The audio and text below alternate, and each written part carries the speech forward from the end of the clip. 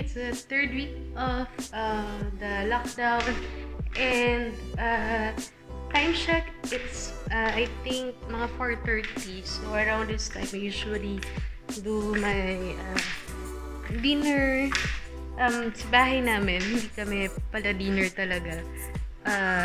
Depende. Ako yung mas kumakain talaga pag dinner time. Gutoming kasi ako. Ever since itong coronavirus started, oh, look at my cat. Pansin ko mas may time akong magluto because I don't go out to eat dinner outside anymore. So, right now, I bought this from Landers. Try to grill it sa stove. So, I have my Promise olive oil. So, a friend of mine recommended that instead of using olive oil from yung usual, mga usual olive oils, sabi niya mas better daw yan. I'm running out of Mamacita barbecue marinades, so I might use soy sauce, but I have to check kung meron ba. Then I have, or how do you pronounce this? Sige nga, comment down below, pero paano ko naman maririnig? Basta, let me know how you pronounce this. Worcestershire sauce. Bleh. Hindi ko alam. Basta, yan. I will check what we have pa sa ref. Plug ko pala ulit. Yan. As you can see, yung kombucha na introduce ko the last time. Ito na yung last bottle ko. Last bottle na share ko. Kasi, nainom ko na last week and I think the previous week. Basta nung nag-start nilang deliver sa amin yung share ko. So, ito na titira ko. As you can see here, meron pang 3, which means na yung mom ko, hindi niya tinatry. Hindi niya kasi, I think hindi niya masyadong nagustuhan because maasim. Although she drinks yung apple cider vinegar. Sorry guys, maingay yung aking dogs. Na pwede kong isama. Meron akong wine but I don't want to use this wine because as you can see, bawas na siya. This is my only bottle left na wine. There's an alcohol ban right now in my city. Quezon City kami. So I can't use that because I drink that whenever I have my time of the month or end of a work week. So tinitikad ko na po siya. So pakita ko sa lagi siya nandyan kapag nagluluto ako.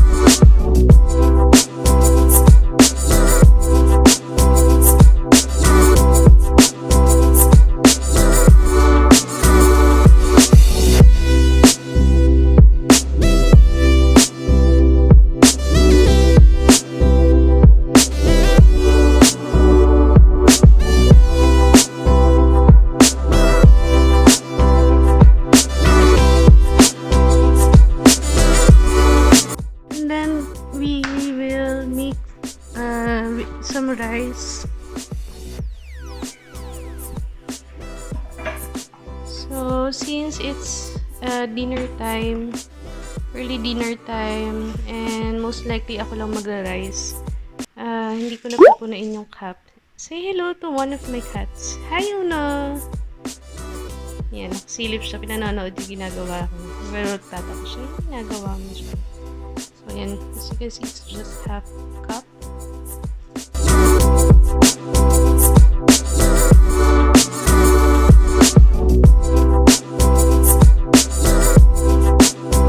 My little one, meron kasi siyang treat, so he always keeps asking me for that. It's not yet time, it's not yet dinner time.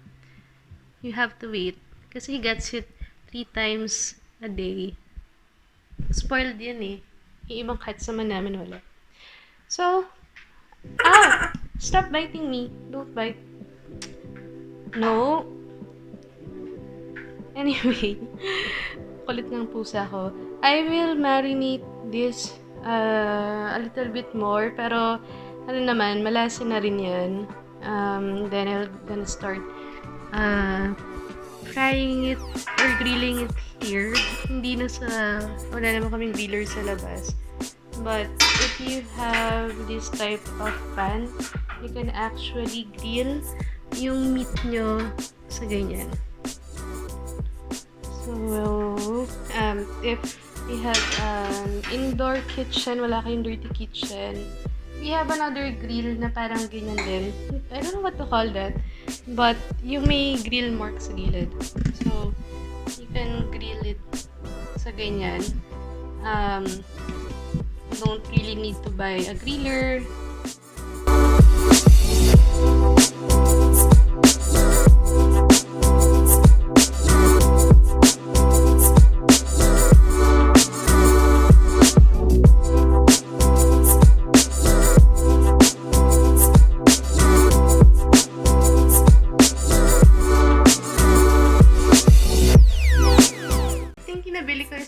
Style because the last time that I went to Landers, that's where I bought the meat. They have really good meat if you want the fresh ones.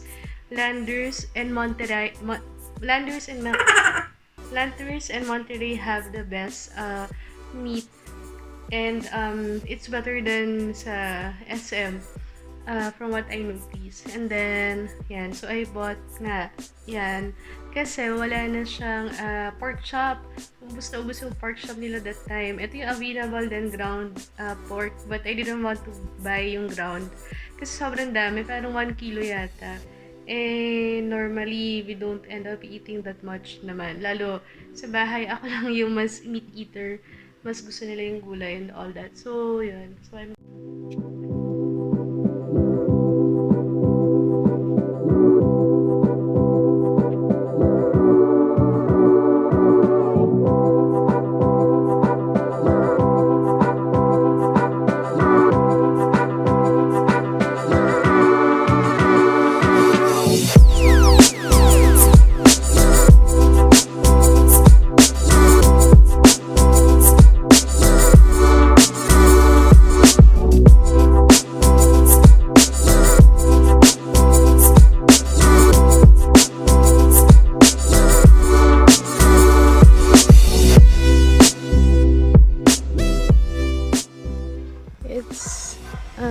Another day, quarantine week, third week na, and I'm out here on our rooftop, and ang ganda ng weather. It's super sunny. It's a perfect day to go to the beach, but sadly we can't go to the beach, so this is the best that we can do.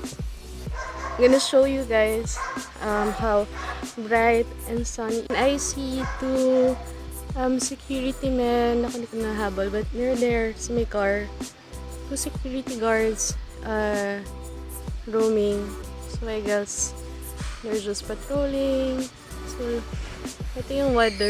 And there's our neighbor. Namimitas siya ng prutas. So it's nice to see some activities. Ayan, super init ng panahon, guys. Stay hydrated. I'm just here checking things out, taking a breath of fresh air. And we have mangoes. This tree really is providing us with so much food. So, ayan, this is how low it is. When I see somebody biking, siguro binili siya. So, everyday, ito yung view. Ito yung glimpse of the outside world from our house. Very thankful that we have this. If you're living in a condominium, for sure you can't have this kind of space. And I see a lot of people who are in their house clothes just walking. There's somebody actually na jogging pa. Most are guys. I haven't seen a woman jogging kasi yung area namin where I live, it's a gated community, so it's a nice place for people to jog around the village. And we allow outsiders from other subdivisions or villages to jog here. So I guess these people who are doing their morning exercises are those who are residents inside this gated area. And I see someone crossing right now his house to go to the neighbor's house. You're not supposed to do that, but I guess it's fairly safe as long as you don't mingle too far from your own home. If you're just like getting, I don't know, exchanging food with someone. You know what helps this quarantine? It's the fact that it's so bright and sunny outside. Because imagine if you are living in a place where it's very gloomy, winter, nakakalungkot, it's more depressing. But in a way, for me, I like rainy days because it's relaxing, and at the same time, I'm having a hard time with the heat. I got rashes, allergies, and I got paranoid that I'm gonna get sick with cough because it's just too hot. But on days like this, that it's quite sunny, at the same time, though, surprisingly malamig yung hangin. So that's good. Oh, now I see a woman jog. Ayan, can you see her? There she is. So I guess it's fine still to do that. Maybe during the weekend I might go out for a walk or a run, a jog. Because I don't have the luxury of time to do that during the weekdays because I have a 6 a.m. work. So, yeah. Good job!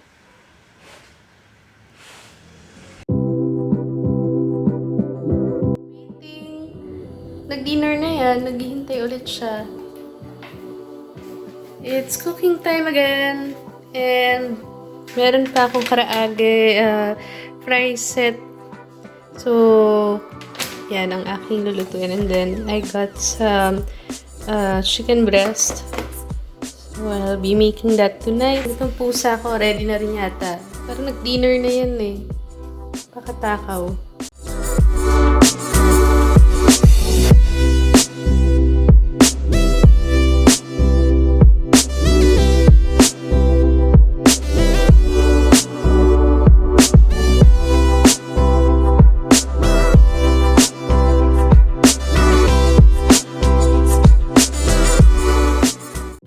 Okay. Once again, my cat is here. Maxie, sit down. Dali na. Magluluto na ako.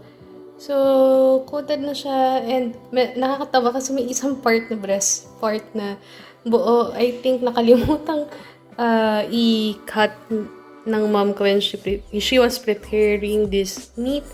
But that's fine.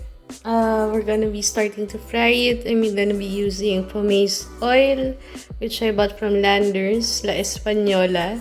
And then, this karaage mix with the chicken. And this is the sweet chili sauce for later.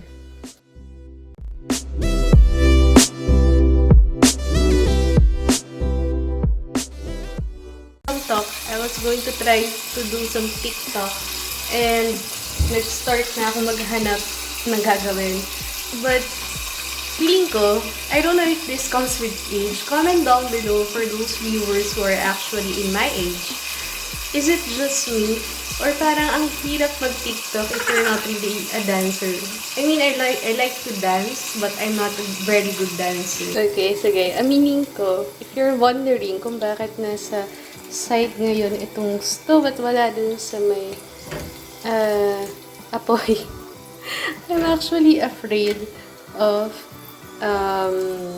yung tomato stick na mantika. Because masakit kasi tamaan. So, this is what I do when I cook. I never said that I'm a good cook, ha. So, that's what I do when I cook. Whenever I'm gonna get something from a frying pan, I put it aside so that it's not super hot. And less na yung chances na matalsikan ako. So, kaya kailangan if ever I marry somebody someday, he has to be a good cook, a better cook than I am, because I'm more of a foodie and eater than sila. So, leave Olivia. So this is my karaage. Guys, it's April 1 right now.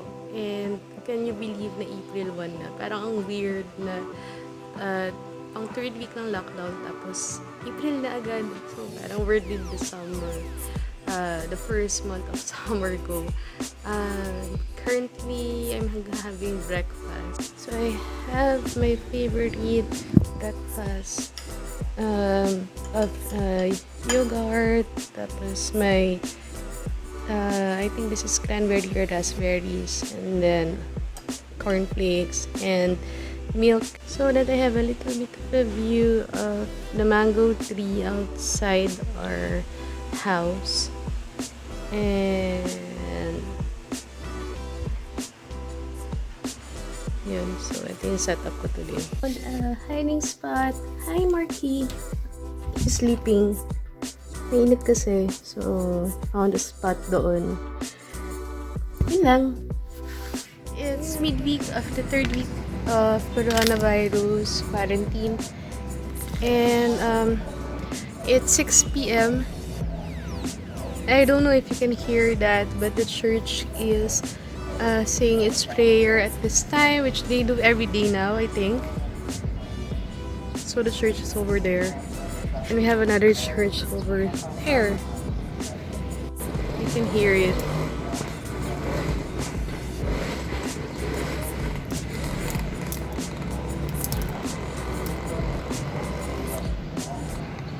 It's a glorious sunset in Manila. We always have really beautiful sunsets, and lucky to have these terrace here. I hope that you enjoy the view. Don't cry. Hi Dust, that's my other cat. As you can see, meron pa rin lumalabas. Dapat nagano pa siya, naglalakad siya ng dog. Kanina may mga nagbabay. Hi guys, good morning. It's Thursday, so almost weekend. Patapos na yung work week. It's been quite a very hectic week ever since that. Almost the end of the work week, and I will be exercising. Naka-ready na yung aking gagamitin. And ready na rin silang samahan daw ako sa workout. So, bagong linas yung aking mat. And, ayan. This is the first workout for this week. I think the last workout ko was just once last week pa rin. So, parang nagiging, since quarantine time, nagiging once a week. So, I'll just set this up kasi my friend tagged me a challenge na nagre-require for me to do some exercises with music. Hindi ko alam kung anong music, but we'll see. Sabi mo nag-workout ka, diba? Sarap ng buhay na itong dalawan to.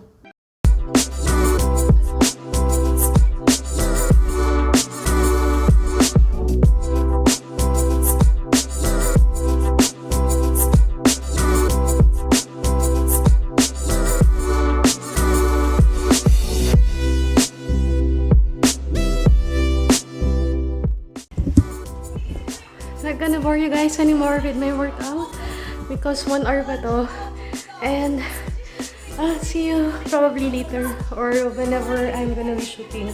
Hindi pa alam, but remember to exercise kahit nasa bahay. Okay.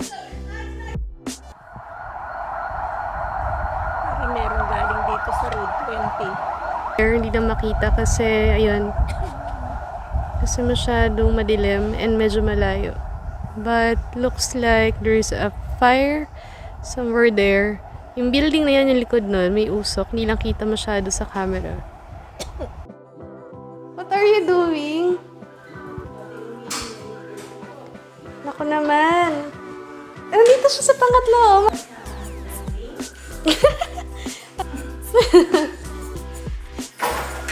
You know how to go up pa, ha?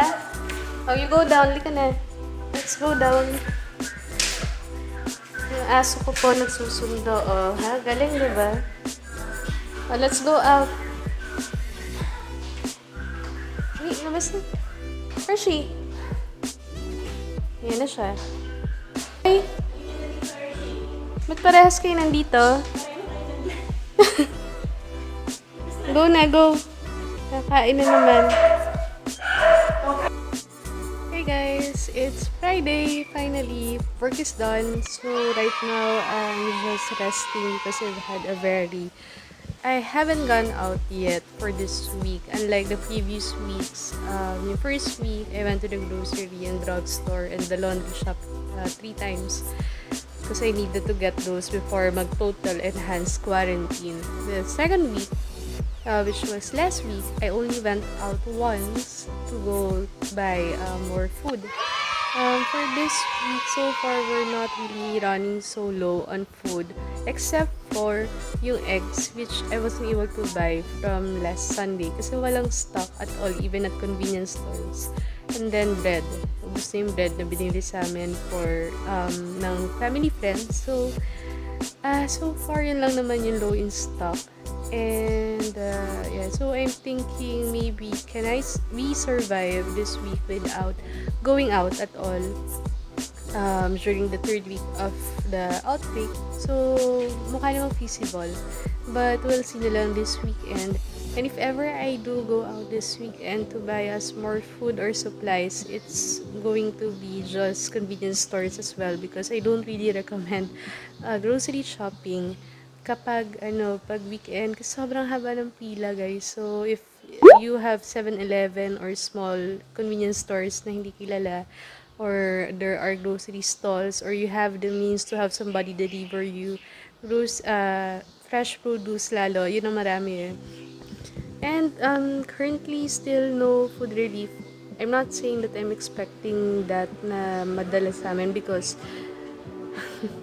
the issue ng if you live in a village, a gated community, hindi ka makakuha. Well, at least that's one of the government officials said in the news. So, I don't know if that's really applicable, because the president is saying anybody can get food relief, which is what is supposed to do or to be. But so far, in our neighborhood, we have other villages outside. Actually, hindi village. There are houses that are not gated. Those are the ones who have gotten a food relief. So, I'm not sure if they're going to give that to us as well, given that we are inside a gated community, or they're going to skip us and go to other places na hindi siya village, hindi siya subdivision. So we'll see about that. But I'm just happy and thankful that we have stocks and I was able to buy most of the foods, and we are able to deliver from somebody that we know from the church. So we're pretty much stocked up, just running. So far this second night, may pansit canton ulit yung dinner ko. Gusto ko siya lagyan ng egg, but as you can see, there are only 3 eggs left. And super hirap ngayon makakuha ng itlog sa mga tindahan. The last that I bought this was at 7-Eleven, and that was 2 weekends ago. Last Sunday, walang itlog sa palengke, ay sa maliit na fresh produce store in our village and in convenience stores. So, Saturday, breakfast time, I'm making pancakes. So, egg, tinitipid ko ng egg, 2 na lang. I have Arla milk, and then I'm boiling a pot of water.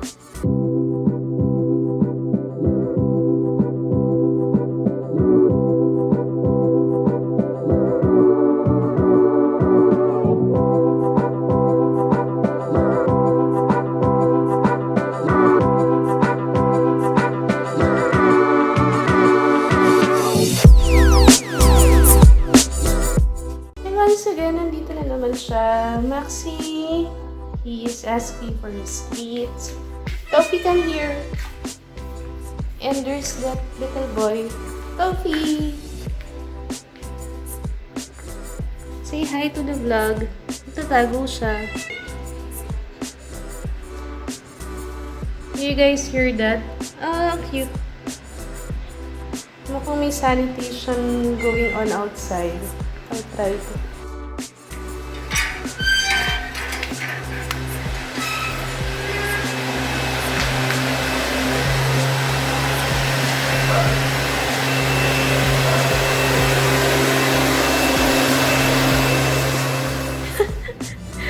so bad. Gilinis po ako.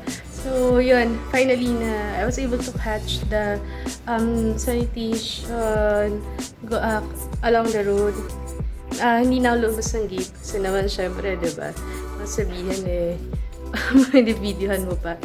But anyway, yung sa amin, tricycle, yung nagsasanitize, a small tricycle with a sprayer, and I think only one man nang nakita ko. I hope na nakita sa video. And the driver. So, at least nagsasanitize.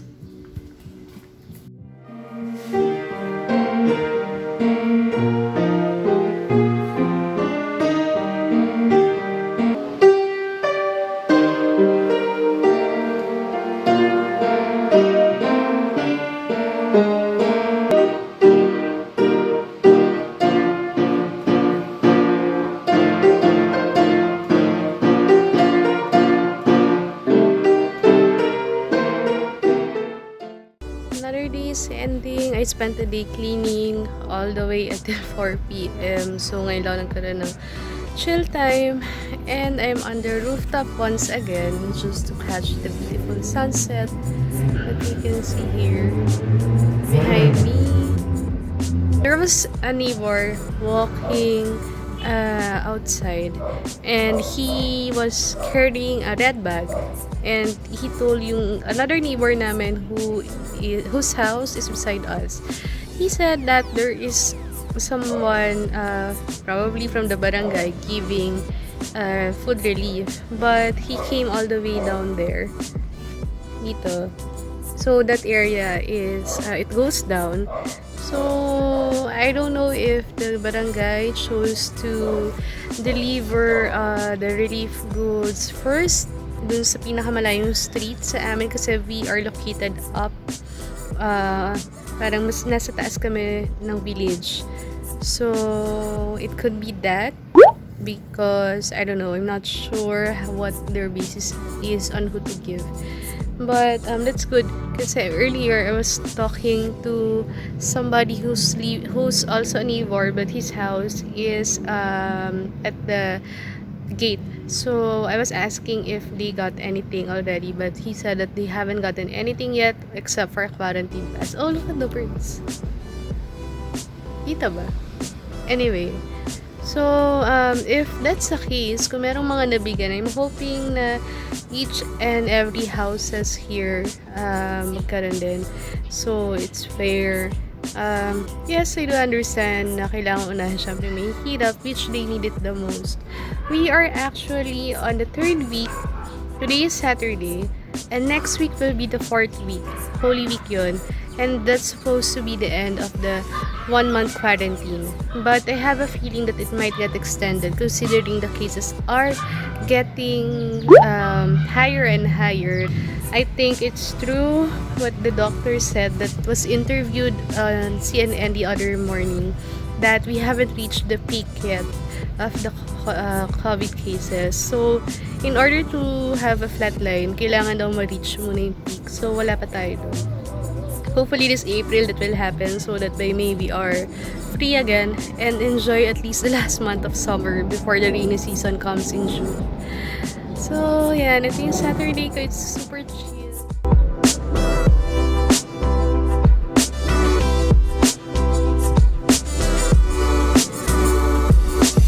Meron pa nagbabike. Ingit ako sa may bike. How I wish I have my bike from my childhood days.